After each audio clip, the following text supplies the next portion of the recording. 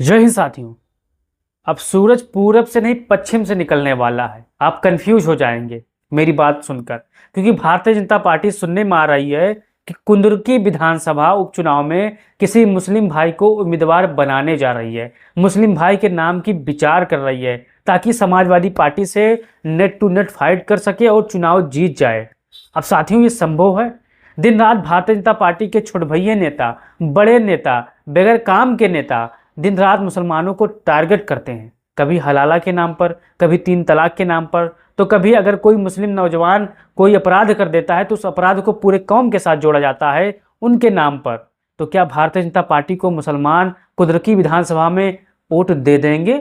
आप ही comment box में बताओ साथियों। दिन रात पिछड़ों को, दलितों को, अल्पसंख्यक मुसलमान भाइयों को भारतीय जनता पार्टी के मीडिया सेल के लोग, भारतीय जनता पार्टी के बड़े बड़े नेता अगर कोई अपराध कर देता है या कोई कुछ कर देता है तो यहाँ पर उसको लगातार टारगेट करते हैं। तो आप ही बताइए, भारतीय जनता पार्टी किस मुगालते में है कि यहाँ पर मुस्लिम प्रत्याशी उतारेंगे और यहाँ पर चुनाव जीत लेंगे? साथियों आप ही कमेंट बॉक्स में बताइए साथियों, क्योंकि मैं आप चलिए जान लेते हैं क्यों हो रहा है यहाँ पर उपचुनाव। क्योंकि कुंदरुकी विधानसभा ऐसा सीट है जहाँ पर सबसे नौजवान उम्मीदवार थे 2022 में जियाउर रहमान बर्क। ये एमएलए बने थे, यानी विधायकी का चुनाव जीते थे 2022 में, लेकिन इनके दादा मोहतरम जो शफीकुर रहमान बर्क थे एमपी थे संभल से फिर उनका टिकट अखिलेश यादव देते हैं, फिर बीच में उनका देहांत हो जाता है, इनका इंतकाल हो जाता है।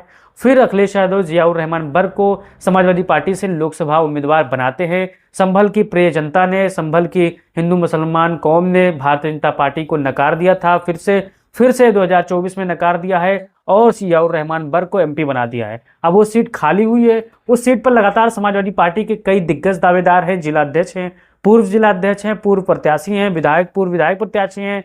अब समाजवादी पार्टी यहाँ किसको उम्मीदवार बनाएगी ये बड़ी बात नहीं है, आप सभी जानते हैं। लेकिन बड़ी बात यह है कि भारतीय जनता पार्टी अब किसी मुसलमान को खोज रही है कि यहाँ पर हम उम्मीदवार बनाएंगे और उनको चुनाव जिता लेंगे साथियों। लेकिन ये संभव नहीं है। सूरज पश्चिम से उग सकता है, सूरज पश्चिम से उग सकता है, लेकिन भारतीय जनता पार्टी का मुस्लिम कैंडिडेट नहीं जीत सकता है, क्योंकि दिन रात भारतीय जनता पार्टी के लोग मुसलमानों को टारगेट कर रहे हैं। किस तरह टारगेट कर रहे हैं? आप इनके सोशल मीडिया हैंडल पर जाइए, आप जाइए खुद देख लीजिए, सबूत आपको मिल जाएगा।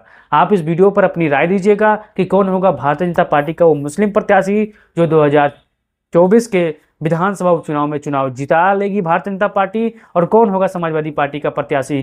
क्या भारतीय जनता पार्टी किसी मुस्लिम को उम्मीदवार बनाएगी तो क्या वो चुनाव जीत जाएंगे? वीडियो को आप शेयर करिएगा, चैनल को सब्सक्राइब करिएगा। जय हिंद, जय भारत, जय समाज।